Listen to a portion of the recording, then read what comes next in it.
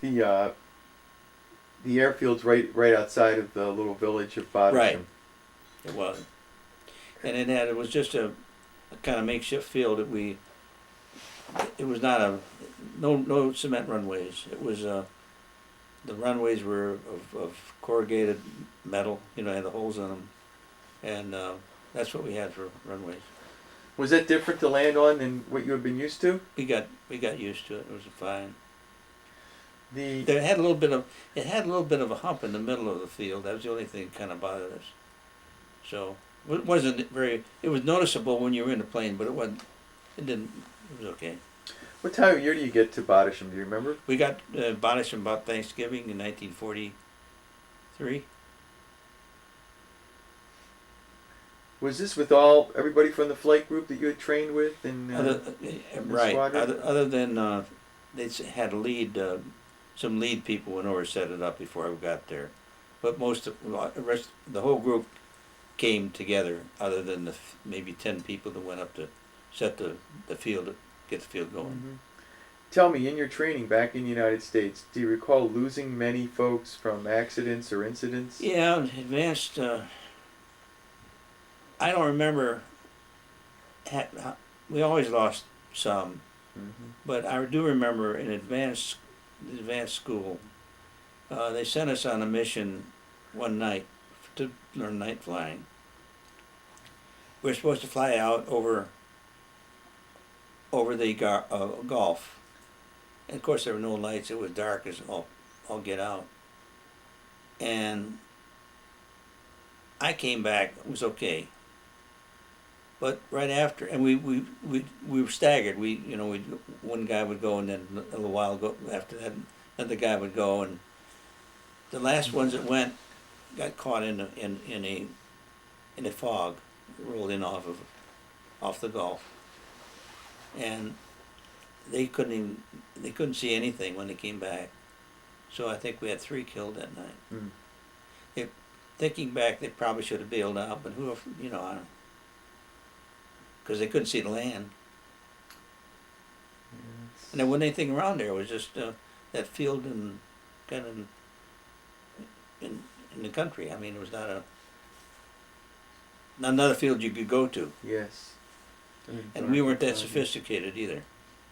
Had you done any training with bomber planes? No, I didn't do any bombers. Huh.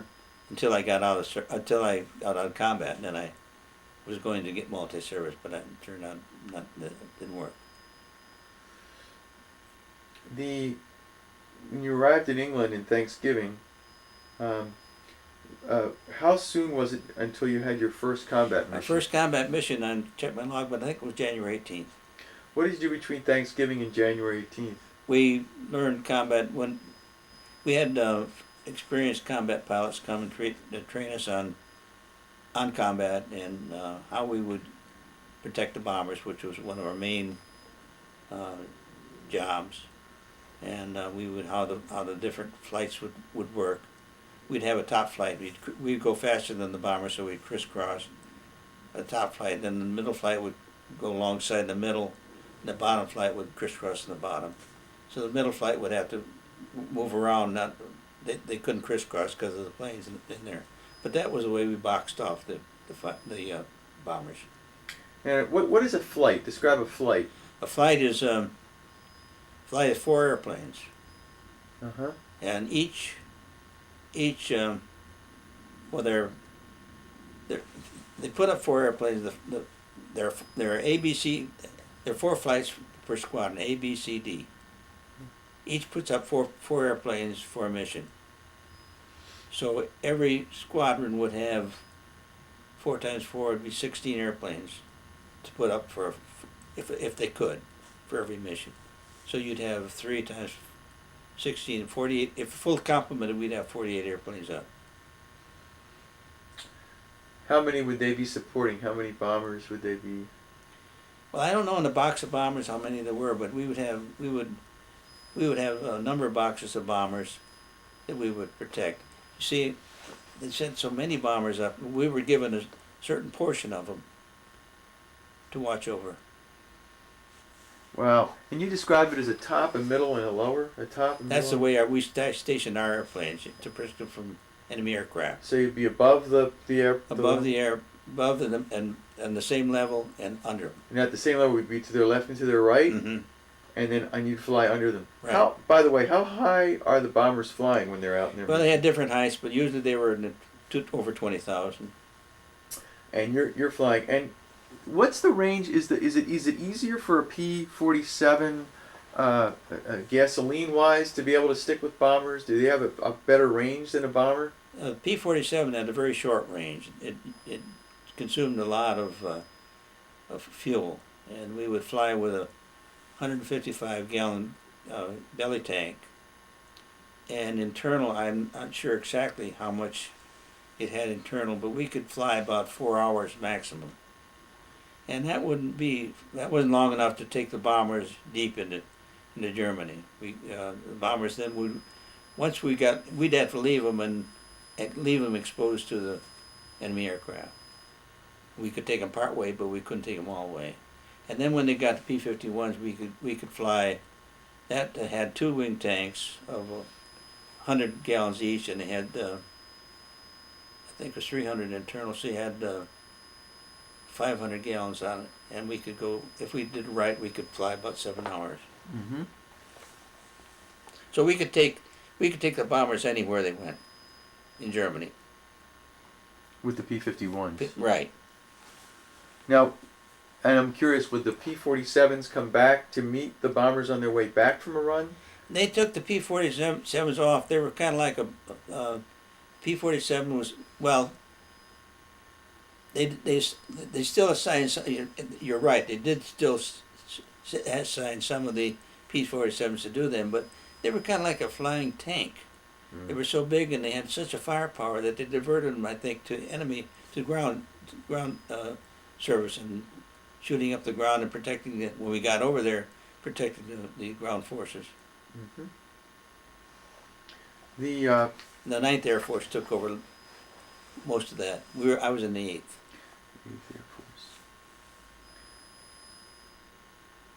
Now, your first combat mission is January. Describe what that day was like. What was that?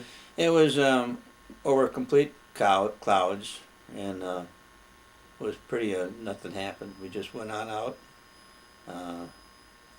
and came back.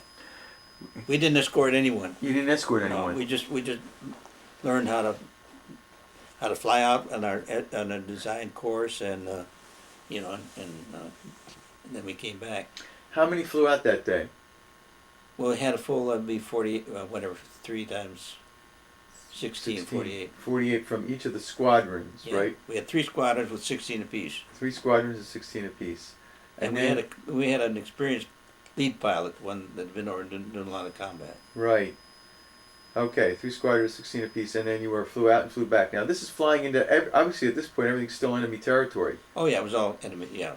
All enemy territory. Did anything go through your mind like, wow, I'm not flying over Coffeyville, Kansas anymore? Do you know? I never thought about it. Yeah.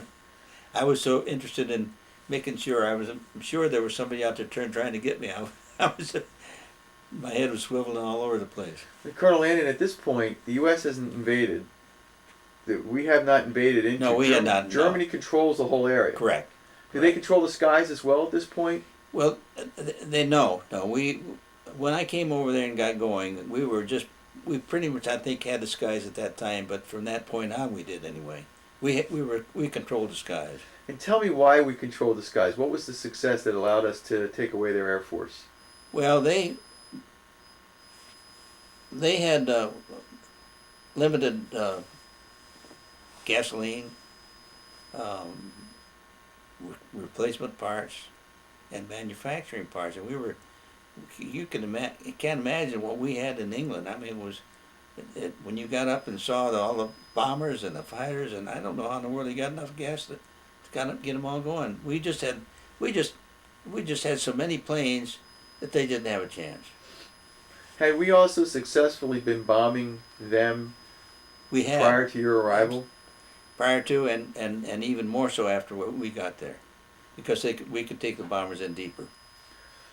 And had the bombers always had the escorts when they were flying in prior to your arrival too? Yeah, but only the P-47s, and they could only go so far. Zyder Z, which is no longer, but that's as far as we used to go. Cider Z. Where exactly was that?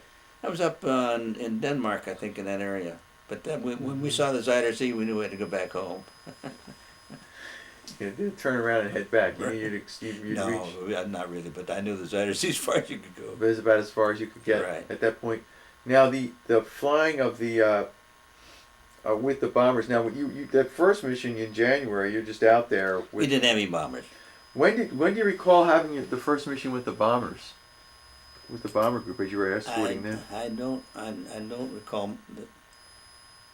I don't recall it. It was just one of those things. We just moved on to doing our work. Now, how far from Badashem were the B-17s flying out? They were flying out from England all over. All over. All over. The fighters came from all over. So we would go climb up and gather our group together once we got up at altitude, and then we would set course for wherever we were going to pick up our bombers. The bombers came from all over too. Then they would go up and get their groups together and set course for wherever they're going. How long does it take from the time you take off and then you flying information to meet up? I mean, how long would that typically take? Well, if it was no cloud cover, and it was clear, we would get together as soon as we took off.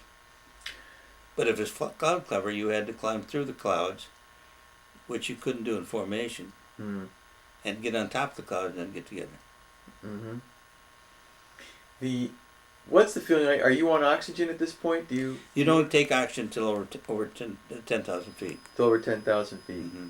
And is the oxygen? Describe how you get the oxygen. How does that work? Well, it was automatic. It just turned on. We had a mask that came up right like this, right around our face, with a big tube that we hooked in the oxygen tube. Uh-huh. It just came on. I mean, over 10,000 feet, it just automatically worked. It just came right on. Right. Now, did you ever feel cramped in the cockpit? No, I never did. No. I'm sure that if you didn't get used to it, you would. But P-51 cockpit was smaller than the P-47 cockpit. Now, early on, was everyone flying P-47s? Was it all P-47s? Right, we all had P-47s. And so you're fighting support with them, the P-47s, and then you're flying. We're strafing, we're dive bombing with the P-47 as well. Now, when you're flying the P-47s with the bombers, you're flying with them. How far are you escorting them to? By the time you're getting there, where are the B-17s on their way to? At this point? all over the place. Berlin, Munich, the Ruhr Valley. They just bombed all over. This is early 1944, January 44, February. Now, describe the first time you saw flak. What was that like? Well, the first mission I saw flak. You saw flak. I'd heard about it, but as soon as you got in enemy country, flak started coming up. And they would rarely shoot at the fighters, but they would. The bombers, when they set course, they would get an idea where the bombers were going to go. Particularly after from the lead bomber on, they knew where the bombers were going to go because the bombers all followed the lead bomber. Mm-hmm. So they just should send the flak up, and they did try to track you but we moved fast enough so they couldn't track us, and if they got us, it's just lucky. But they could track the bombers pretty well. But they did concentrated box bomb. It would just be a whole black box, and the bombers had to fly through it. Remember you described about the P-47s being above, to the side, Right. and below. How was it determined how you got where you wound up? Well, I would one squadron would say we're top squadron, or the leaders would decide the people that created the mission and set up the mission would decide which squadron was going to be where. If you're supporting these B-17s, are you flying through the flak as well? No, we could move out. You can move out. Right. At that point, you were able to break off once you saw that Well, we coming just up. moved out away from it because you could still see the bombers and move back in. When Yeah. you could still protect them. I'm assuming that the flak was there because it was protecting an area that their bombers were about to bomb. No, they would send up flak from any area, cities, Yeah. towns, because they never knew where they were going to bomb. But once they got, and they also sent it up just to see if they could shoot them down. Uh-huh. Now how many missions are these daylight or nighttime missions? These we didn't go on any nighttime missions. Uh-huh. RAF did that. RAF did that. Wow. And so were what kinds of missions were you aware that the bombers were going? Or were you just getting information saying we're following them? No, we had in our briefing in the morning or whenever we got ready for when they briefed us on what we were supposed to do. It would be like a theater, Mm-hmm. and they would have on the back wall. They would have a big map of Europe, and they would have we had a certain color ribbon, and they would put a ribbon for our part of it, Uh-huh. so you could follow that color and say where you're going to join the bombers, or you're going to take them so far, and then you're going to leave. And they would have ribbons for all of the bombers and where they were going that day, because they didn't all take the same target. They took other targets. So you'd know where the action was and knew what part of that action is yours. And then we would put down, we had ink that you could lick off your hand. Mm-hmm. And we would write on our hands the time you're leaving, the headings that you were going to fly, and you didn't have this list what you were going to hit, but you had the times and so forth on the back of your hand. The idea was, if you needed that, that's there, but you could lick it off if you got shot down. How many missions? Let's see. Were you flying on average a week? Do you know? It depended on the weather. Some weeks we did a lot of flying, and then bad weather. When the bombers couldn't get up, we would have a few days off. And England had a lot of bad weather. When did you see your first plane shot down? When you were first friendly? When do you recall? Do you recall anything that like really said, "I'm really in combat now"? Do you know? Do you care to talk about that? Sure, I'm trying to remember. You mean a bomber shot down? Either a bomber or one of your colleagues in the Well, P-47. when a lot of our strafing and we lost a lot of guys, but we often didn't see that. I mean, it would happen and you didn't see it. You just didn't know that you knew that they weren't coming home. Mm-hmm. One of the first guys we had shot down was Danny Nazareth from Buffalo, New York. And Danny just didn't come home. I don't know where he got it, but that was the first person that got shot down. And that was, as you said, it was the first time I realized we're in serious business here. Mm-hmm. And I really didn't think I was coming home. I didn't think I was. Mm-hmm. But I had a lot of good breaks. You're just focusing every day on just you got to get it done. This is it. Everybody's in it together. That's right. That's right. It's a feeling of being able to do it. The idea that you were out there flying. Now you're flying support. You also talk about strafing. Now, did you break off from the? We would often we would have strafing missions where you were assigned strafing this aerodrome or that aerodrome, or even just strafing trains. Anything would move, and so we had those missions. But often we would escort the bombers and then strafe on the way home. Coming back. And then but we had dive bombing missions, often on railroads, ports. But those were separate missions. We didn't do anything but just dive bomb when we did that. How describe a dive bombing mission? How does that work? You had two 500-pound bombs, one under either wing, and again you used your sight, the round circle in front of your, right in front of the dashboard, and you'd put your head up to it, and it would have a round circle with a white dot in the middle. If you were going to shoot at something coming in from the side, you'd try to gauge it so you'd lead it enough so like skeet, so that you So you would shoot it, and that was the judgment thing you had to do. As far as dime bombing is concerned, you could put the white dot where you wanted the bomb to hit, and then go on down and release your bombs and pull up.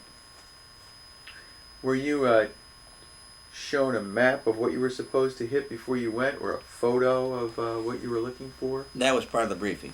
That was part of the briefing? And they also in the briefing not only told us where we were going, what we should hit, but they also told us to watch out for certain things that their intelligence had told them about, whatever might be important to tell us.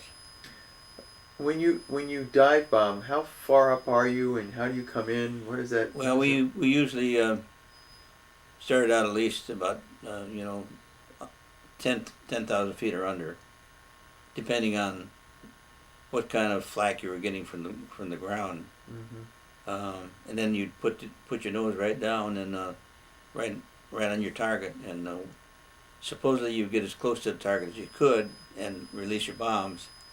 There were two things that you had to watch out for. You got too close, the bombs would explode and blow you up too. But the other thing was, if you release them too far away, the wind and so forth would probably change the trajectory, and they wouldn't hit the target. So you had to do it close, but you had to watch out not too close. So you'd be looking to release that and get out of there quickly, right? Right. And would it be multiple planes going in to do this? One at a time. One at a time. So one would go, and then another one would come in, another one, and then until you've accomplished what you needed to. Right. Right. Did you ever lose anybody on those dive bombing missions? Well, yes. Well, I lost my commanding officer, Colonel Christian, on one. I was on the. He was going to show us. We didn't have a good record dive bombing, and he felt that we were releasing him too high, and we were not taking account for wind and so forth. That we had to hang on a little longer before we released him. And he when he showed us, he was hit by the Germans had heard about we were going to come in, and they allegedly had. My story that I heard was they moved in a Ju-88, and they shot Colonel Christian down. The only problem, I don't know, and we all followed him. We all followed and dive bombed. Mm-hmm. But no one got shot. I don't know whether he must have flown right into the Ju-88, because there wasn't another shot from anything. Mm-hmm. Describe a Ju-88 to me. It's a German anti-aircraft gun. Now, was the fact that he was on this mission, he was the head of the group, That's right? right. He was commanding officer of the 361st. But how many squadrons were up for that one? Were they all up? Did All you up. have all 48? All up. All, Mm-hmm. Yeah? Mm-hmm. Wow, so that's why he was leading you on at that Mm-hmm. point. Now he would take turns in leading the group, Mm-hmm. even though he was in the headquarters section, and he could fly whenever he wanted to fly, but he would often lead the group. These missions that you're flying, was this all prior to D-Day? Was this prior to January 6th, do you recall? Yes. Okay. Tell me about your flight, the ground crew. How valuable are they? Well, they're very valuable. After all, they don't. We had a chief, crew chief, leading crew chief. We had an armorer, and we had a radio man. There were three basics that we had, and they were very good. What happens? What time of day do your missions begin after the briefing? When do you actually get in the plane and go? Well, most missions were in the morning. Mm-hmm. So you get up early, eat breakfast, go to the briefing, and then take off. Can you start the plane on your own? Do you need help starting the plane? No, it had electric starter. Electric starter. The ground crew, are they up all night? Are they working Probably. overnight? Probably, if they need to be, yeah. Yep. And what are they doing for your planes? Are you flying the same plane all the time? No, I didn't. Mm-hmm. Well, not anybody did, but we all had planes assigned to us. I had one that I shared with another guy, Jimmy Wright. Mm-hmm. But often Jimmy'd be flying, and so I'd have to fly something else. And often that's happened to every one of them.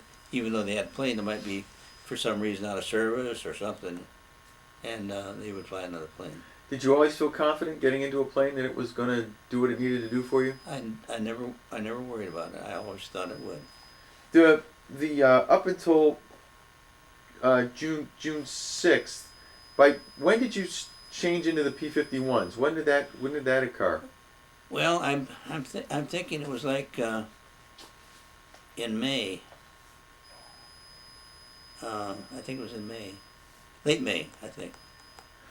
Why did they describe the evolvement into a P-51? Why? What was the purpose? The purpose that they gave us P-51s is it was impossible to give the escort to the bombers to the deep bomb runs because the P-47s couldn't do it, and they just outfitted some of the groups in P-51s. They still kept the P-47s because they needed them for strafing, for protecting the troops on the ground, and they were very good at that. But they needed the P-51s to do the job with the bomber. So they had better range, better. We it's a double range probably. Double the range. Right. Now, what are some of the other differences? Describe the P-51 cockpit. The cockpit was basically the same, and the instruments were arranged the same. The throttle and the lever that you put the wheels up and down was on the same area. It was a smaller cockpit. The plane was smaller. It was an inline engine as opposed to a radial engine. P-47 had a radial engine. It was it flew. It was much more maneuverable. For the first time, we thought we could probably win in a dogfight with an ME-109 or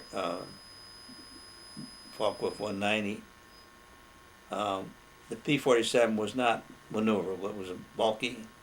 You couldn't win in a dogfight unless you were extremely good, because the enemy aircraft could outturn you and everything else. So the P-51 was just like a Cadillac. It was a little Cadillac, as far as comparison is concerned. It really was a nice aircraft. But by the same token, it was a little bit more vulnerable to damage. Mm-hmm. For instance, if a shrapnel got into your engine, and it would cut off a lot of the oil lines were cut by shrapnel, and of course you were shot down. You had to bail out. The engine would overheat. Mm-hmm. As soon as it lost either the coolant or the oil, and lock up, and you couldn't make it back. With the P-47, it would bring you back. I've seen them land on the field all covered with oil, holes all over the place, and they just were more they were sturdier. A sturdier kind of a plane. When you evolved into the P-51, was that what you flew for the rest of your missions? Yes. P-51. Yes. Now, I know that you received some medals for your work. Did any of them come in flying in the P-47 versus? I I think I got the first. Well, I got some air medals in the P-47. In the P-47. And I think I may have gotten my first Distinguished Flying Cross in the P-47. Can you describe what that mission was? Do you recall about that mission that earned you the Distinguished Flying Cross? It was not one single mission. It was your overall effort. In other words, they took your contribution and decided whether you were entitled to recognition. What were you doing that earned you that? Well, I just did my job. Mm-hmm. And probably everybody who did their job got it. The job had to entail doing something that was above and beyond the call of duty in terms of that DFC. But what was it that you think that earned that for you, probably for the multiple missions? I just think it was, there wasn't any, they didn't name anything specific in the award. It was just that they felt I had done a good job. Were you and was that a combination of both strafing and doing Yes. the escort, Yeah. bomber escort, Strafing, dive bombing, dive bombing? and the bomber escort. The the that was with the P-47s, and then you had described to me earlier, Mr. Landon, a plane that had a problem. It was hit the wing. Your wing was hit. Was that with a P-51 or a P-47? That was a P-51. I was flying. We were strafing, and we were really concentrating on locomotives. And this day I was flying my commanding officer's wing, and we had found we were together. We had found a locomotive that would go in a tunnel in Germany. Every time we got near it, to go to the tunnel. So we flew around over the other side of the mountain, and we came back, and we caught the locomotive out in the open. So he shot in first. I was behind him. He shot the steam chamber, and it came out like a big cloud. In fact, the fireman and the engineer got out of the train and were standing on the ground as we were doing this, shaking their fist at us. But I wanted to get a shot, and he had held on. He shot for a long time. So when I got a chance, I was right about to the locomotive, and I did get one burst out. And I came through the steam, and I should have remembered there was a hill on the other side, but I didn't remember. And here was a hill right on the other side of that big steam cloud that I came out of. And I pulled back on a stick as hard as I could, but I couldn't. I hit the top of a tree. And I thought, I pulled up, and I thought I was going to bail out, but the plane flew all right. So I went back to the base alone, and it landed okay. And the end of the wing was torn up. They did put the new end of the wing and put it back in service. And as I told you later, the pilot, this is later in the war, almost at the end of the war, a pilot flying that airplane was killed because the wing fell off. So it was those days they didn't have the X-ray capability of checking the metal. It was sad. That's the way it went. Do you recall about what time in the war that you were strafing that? That was in the general area of D-Day. Around D-Day. That was when we were trying to shoot anything that was moving. Now, were you were just looking for moving things? We were just hunting for something to shoot. Were you assuming that locomotive was German versus anything else? Was that It had to be, because it was all occupied. It was all occupied. Had to be. Yeah. It had to be that. Now the P-51. So just about late May of '44, you've moved into the P-51. I think that's right. Yeah. So now you're flying P-51s. That Right. Everybody is. They're Right. the whole. I had to cover D-Day, and we had a 51. We had 51s on D-Day. Now, if you take me to D-Day, leading up to D-Day, you obviously are aware that an invasion is imminent. Oh yeah, the flying over England looked like everything had boats and tanks and trucks, and the southern part of England anyway.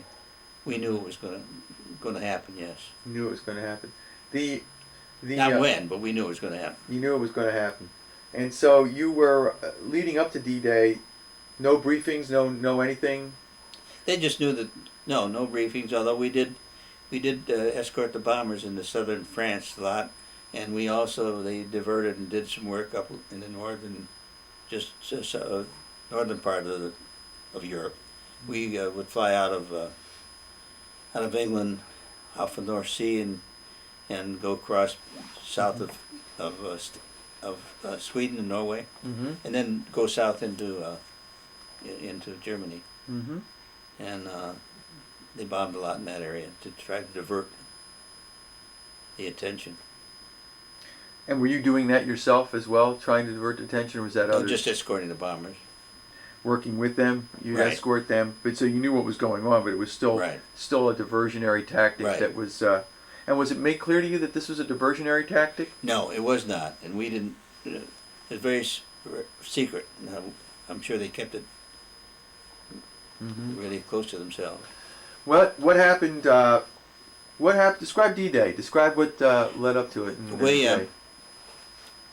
My buddy and I, the night before D-Day, we're going to bum into. We were out on the going to go to Cambridge. It was 6 miles, and we were going to go to a movie. And my CO came along. They all had, all the commanding officers had English cars, Austins. And he pulled over and stopped and said, "Why don't you boys get in?" We did. And he said, "Would you go home and go to bed?" And I said, "Fine." We knew then that we had something coming up. So they woke, and then one night they painted those stripes on those. So you talk about them working, the ground crews working. They painted those stripes on the aircraft. And we went to bed, and they woke us up about 2 o'clock. And we then had breakfast, and we then were briefed. And we took off as day was breaking. You'll see that one picture looks like. And we were assigned to a section of the landing area to police that area for a couple hours, I think. It was solid cloud cover. We couldn't see a thing except for barrage balloons coming up through the clouds. And we did that job. And then we didn't see no enemy aircraft, no enemy activity up in the air at least. Mm-hmm. And then we moved in to strafe anything that was moving. But I couldn't get one wing tag off, so I had to go home. You couldn't strafe with a wing tank on because it was too dangerous to fire. How do you get a wing tank off? There was a lever that you pulled and they dropped. They're supposed to. And if they hung on, you would dive down and pull up fast to see if you could get them off, but I couldn't get it off. And the wing tank, was that the extra gas tank? Yes. That's the extra, and did you use the gas tank first? The wing Right. tanks first? Right. And when they would drop off, were you instructed to drop them in areas that there weren't population, or you just let them go? Well, we tried to find areas that weren't population. We didn't drop many in England. Once in a while, you had to come home and drop it, but mostly it was, France or Germany. Okay. But I couldn't get. Can I have a little break? Oh yes.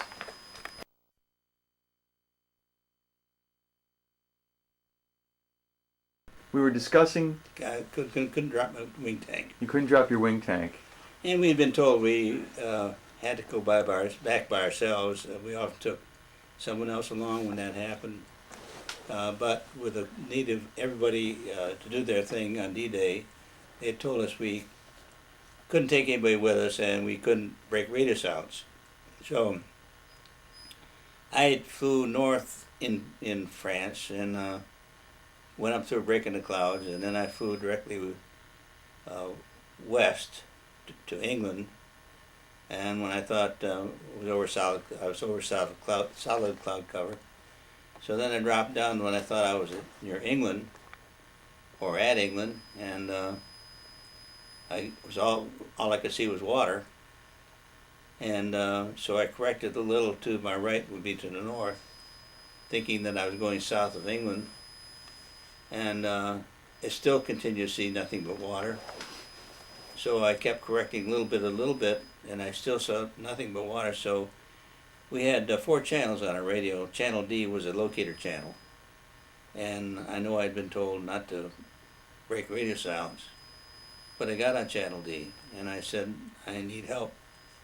Can you give me a direction of finding to get back home to England? I didn't say it like that because I knew when I asked for a direction of finding what I wanted. No, nothing happened, and just all silent. And I did that 3 times, silent, nothing. And the 4th time I did it, a little small voice came back and said, 90 degrees to your right. And I turned 90 degrees, and up came the cliffs of Dover. I would have missed England altogether. It's hard to believe, but I would have. And of course, then I went on in, and I think, and then I did another mission the same day. I can't remember what it did, but I did 2 on that day. Did you realize what a big day it was? Yes. As far as the invasion yes, went? I did. We all did. Everybody knew that It was the beginning of what we hoped was our winning time. Yeah. Now, up until the D-Day experience, how many missions do you think you flew? Do you recall flying up to D-Day? Um, I flew, well, I flew 44 missions in the P-47, and I had been flying in P-51 for at least a couple weeks, so I would think probably maybe 50 before that. Tell me about the post D-Day experience. What were your missions like after D-Day? Well, escort, a lot of escort and a lot of strafing. Mm-hmm. I don't think we ever had any dive bombing missions, but it was strafing the airfields and trying to shooting up the aircraft. And that was basically it. How fast was a P-51 flying when you were I cruising? think we cruised at about 350, and and at one time I went after an enemy aircraft, and I got up to it was redlined to 550, I think. Red line up at 550. Mm-hmm. When you're continuing to do the missions you're doing now, are they typically in the morning? You get up, you be Mostly in the flying? morning, and sometimes around noontime, but mostly in the morning. Mm-hmm. Of course, we had to wait till the fog burned off a little bit because of a lot of fog in England. Mm-hmm. Where were your bombing missions taking you? Tell me. Describe where they were going. Well, they were going all over the Ruhr Valley. We had some up in northern Germany and Frankfurt. We had Frankfurt. We had we went to Munich three times. That was a long haul. Munich is a long ways off. Berlin 4 or 5 times. They just were all over. The level of resistance you met as in this bomber support, these bombing missions, they were primarily, you were doing both bombing and strafing missions, right?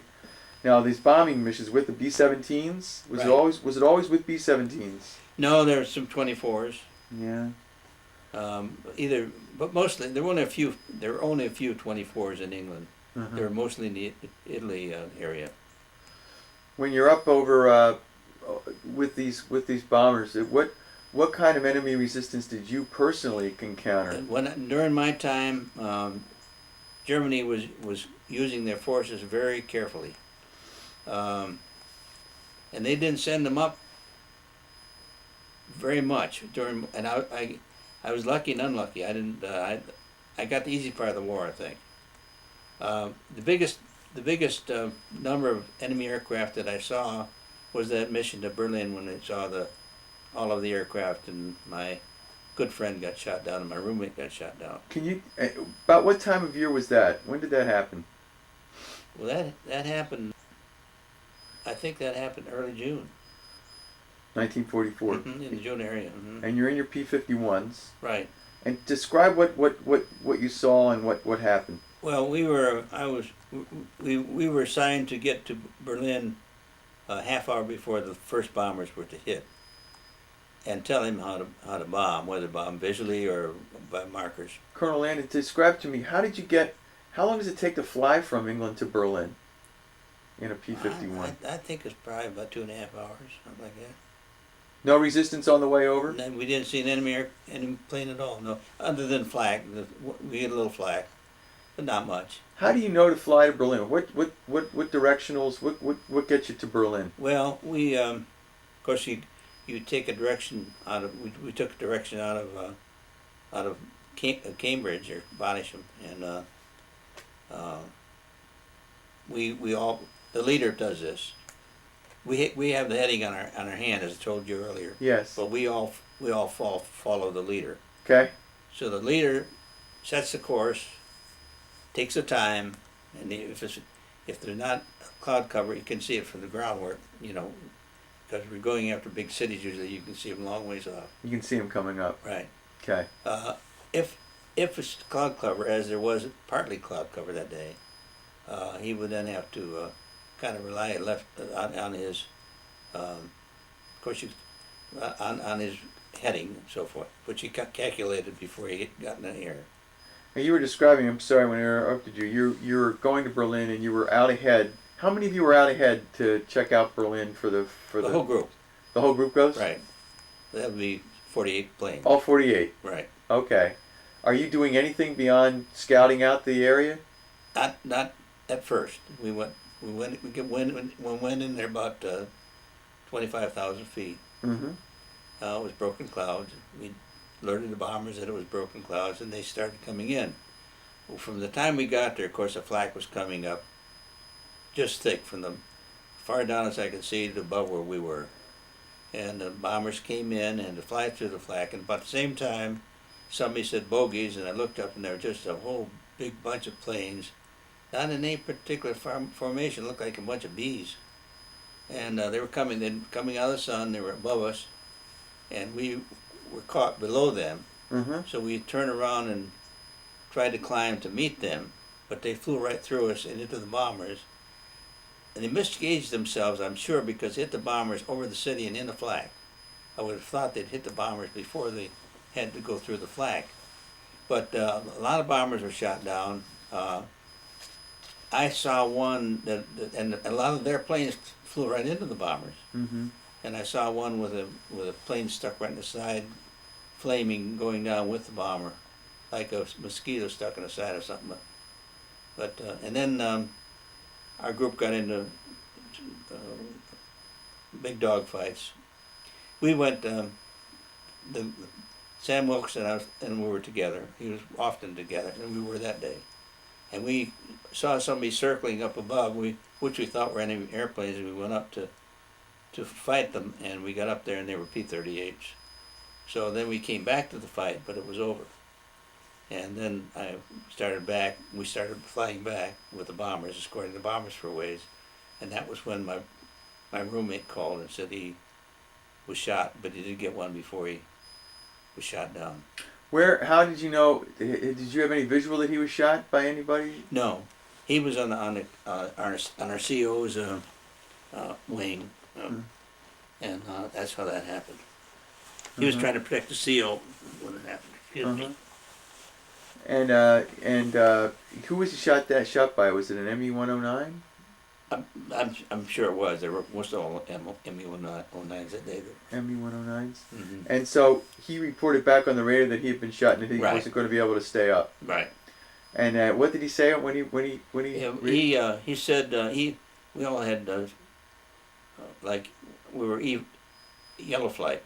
Mm-hmm. And he named Yellow 2 or whatever it was, his code name that day, and named my code name. And he said, I've been hit and I'm going to have to bail out or crash land and I won't make it back.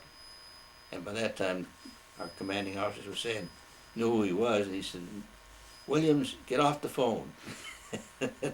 And Morris, we called him Mott, Morris didn't pay any attention to him, he just went right on and said, and tell my dad I got one. And I said, I will. All the while, Major Cavanis is yelling, you guys shut up. And that's the last I heard him. Then, of course, I knew he was prisoner of war. He was a prisoner of war. So this happened about right around D-Day or after D-Day? Just after D-Day, I think. Just after D-Day. So he became a prisoner of war. Right. And there's a follow-up to that story, isn't it? Isn't there? Yes. I did drive to Hattiesburg, Mississippi, where his father ran a funeral parlor. And I told Mr. Frank, they called him Mr. Frank, that Morris had gotten one. He wanted me to tell him. And I stayed with Mr. Frank for about 2 days, and then I went on to where I had to go. And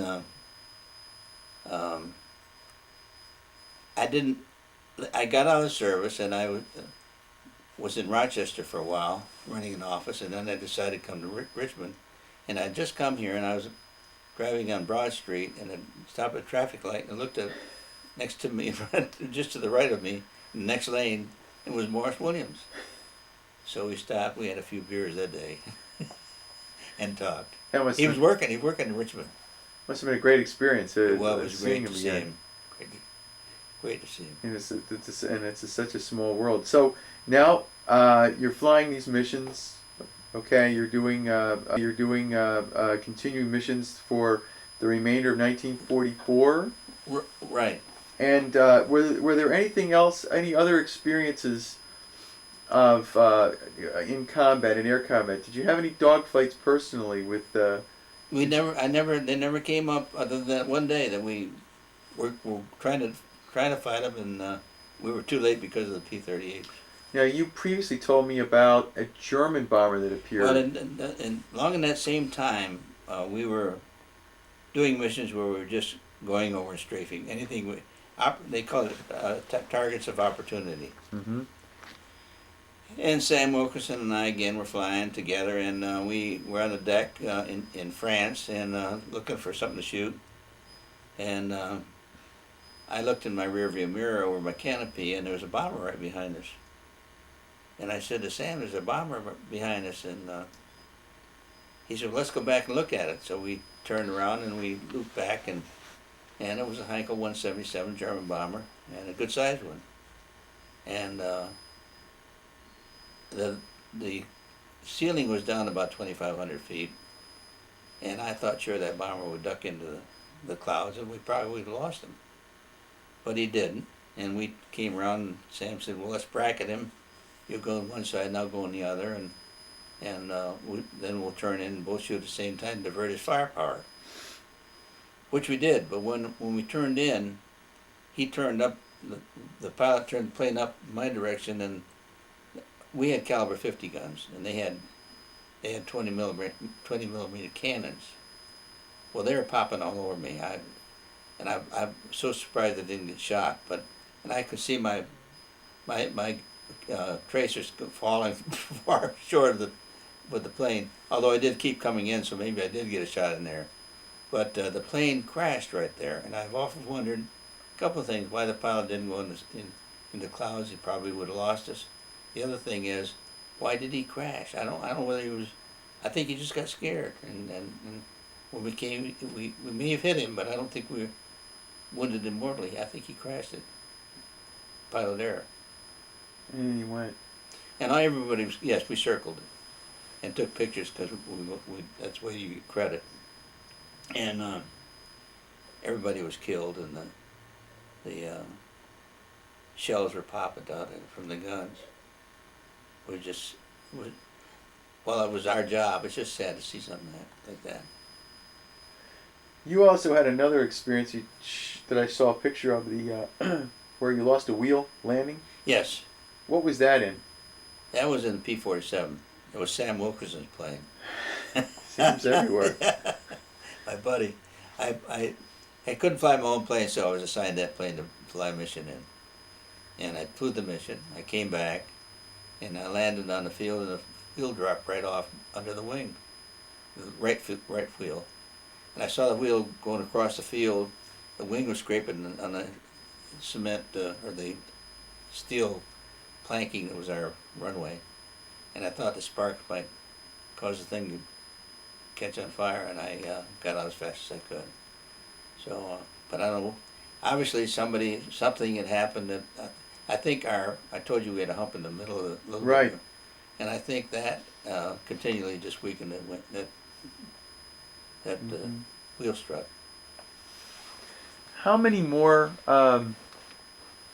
times did you fly missions? In I guess you flew about an equal number of missions almost. You flew just about even. Yep. Into 1945, when did you start to sense that we were really winning the war personally, and what kinds of word were you getting? Well, I think after D-Day and things moved fast until I guess St. Lo was the next kind of tough one. Mm-hmm. But I was just about out of it then. Mine had been finished, and I'd been sent up to Hull on the Humber to instruct the replacement pilots coming in from the United States. When was the last combat mission that you flew in the P-51? Do you remember? September. Of 44. September 44. And why did they determine then that was it? That was your last combat mission? We all had to fly 300 combat missions, 300 combat hours, excuse me. Didn't make any difference how many missions you had, but you had to have 300 combat hours. And that's when I accomplished my 300 hours. And some of them were re-upping and going home for 30 days and then going back. And I wanted to get married, and I went in and told what we were called in. We were promised a promotion and if we stayed. And I said no. I told Colonel Cabas, or Major Cabas, then those, I guess it was, that I wanted to go home and get married. And he said, fine, I'll make sure your orders are cut right away. Next orders I got was to instruct in Hull and Hull number. I had to go up and instruct for a couple months before I went home. So you actually had to go and instruct before you went home and got married. Right. So you got married during the war. Yes, Really? I got married in January 11th. January 45. Mm-hmm. Now, 40, yeah, right. January 45. So you were up in, where was the training that took place again? It was at Hull, which is northern England. It's kind of Northern England. A resort town, so to speak. It's on the east coast. The 361st group, what happens to you with them? Where are you still considered a part of them as far as you're giving your training and everything, or No, I was. Then I had left the group. you left the group? From that point on, I was with other units. How much? So you began to train other pilots. Is this Right. to prepare them for work in Right. over there? At that point, they were sending a lot of pilots that had been in the States that were had been training other people here, and we got a lot of rank. I know I was a couple of my students were lieutenant colonels coming in from the States. Mm-hmm. The during that time, you then actually got leave and returned home and got married. Then I finished when I got finished with Hull. At Hull, Okay. they cut our orders to come home. So And, were you in effect done with the European theater at right, that point? Right. All right. How did you get back from Hull? I flew in a C-54, I think. Oh yeah. Military craft, yeah. Where did you fly from? Where do you recall? I can't recall. It was right in the middle of England that we left from, and we came into New York. Mm-hmm. Must have been a little bit quicker than taking that ship over, right? Yeah, it was a whole lot. That's right, a whole lot quicker. I'll never forget getting off of that plane and going to a phone to call home to tell them that I was back in the United States. That was a great feeling. Even before the war ended. This is January of 45? It was in November of 45. Almost, I was over there almost to the year. It was right at Thanksgiving, I think. Thanksgiving, November 44 then. You're still not even I'm sorry, 44, yes. 1 year. Wow. So this even still the Battle of the Bulge hadn't taken place That's right. yet, and you're right. you're back. So then I was sent to Yuma where I got Rita joined me there and we got married. Yuma is where? Arizona. Yuma, Arizona? Mm-hmm. Okay. And you were married there? I was married there, and I was going to check out in B-17s because there was a gunnery school, and they had B-17s and P-39s, and the gunners on the 17s would try to shoot the 39s, and there was a way they could tell by if the clay pellets hit the 39, it registered in the P-17. I don't know how that, but that's so they know when they got a hit. And the clay was getting in the radial engines of the P-39s, and they were landing all over the desert. And I decided I didn't want to do that. So somebody there found out that I, again, could take shorthand and type and had some business training, so they asked me to head up the enlisted personnel section, which I did. And I did fly to get my flying time in. Okay. I was going to do 17s, but I got into 17 and was sitting in co-pilot seat, and I said, "What are these toggle switches?" To the pilot, he said, "Well, that's fire extinguisher. That's engine 1, 2, 3, and 4." And he said, "By the way, flip number 4." I said, "What for?" He said, "It's on fire." I looked out, there's flames coming out of it. And I said, let's get down out of this thing. So we got down, and he was sitting, there's a Form 1A that you had to fill out when you finished to see if you put on there anything wrong with the aircraft and so forth. So he's sitting up there. I got out as fast as I could. In fact, I got out before the plane stopped. And I looked up, and he's sitting in the cockpit filling out a Form 1A. He didn't bother him. Anyway, that stopped my multi-engine deal. He had seen enough of that. He knew what was going on. Right. You got out. That's right. You got out. But then I was on duty as the officer, they had an officer that they signed just to be on duty when everybody else was off. Officer of the day, they called it. And it was a Saturday, and I was officer of the day. It was a night. They had a big dance at the officers club, and in came what the TWX, what they call it, anyhow, a notice or a message, I should say, on their tape that anybody with, I think it was 130 points could get out of service. I had 160, I think, or 70. Good. So I went up and stopped the van and announced to everybody that what you could do. And I thought everybody would be tickled to death, but it was all silence. Nobody knew what. No, it came so suddenly. Nobody knew. They were so surprised. Nobody. I don't think they'd ever thought about the war ending. So anyway, I left. I had the points, and I got out of service. I was out before the war, before August when the war ended. You returned home. How did you return home? Do you remember? You was from. This is from Arizona. You again? You're in Arizona. Yuma, was it? And then Yuma, yeah. And then back. I had a car. Mm-hmm. I bought a car when I came back from combat. Mm-hmm. And I drove back. Rita and I drove back. And so you were done. You were out of I was service. done. I was done. July of 1945. And then I entered the insurance company. Went to work for an insurance company. And I was working before I was out of the service. Where was the insurance company located? Jamestown, New York. So you're up in New York. Mm-hmm. Now, you continue to stay in the reserve.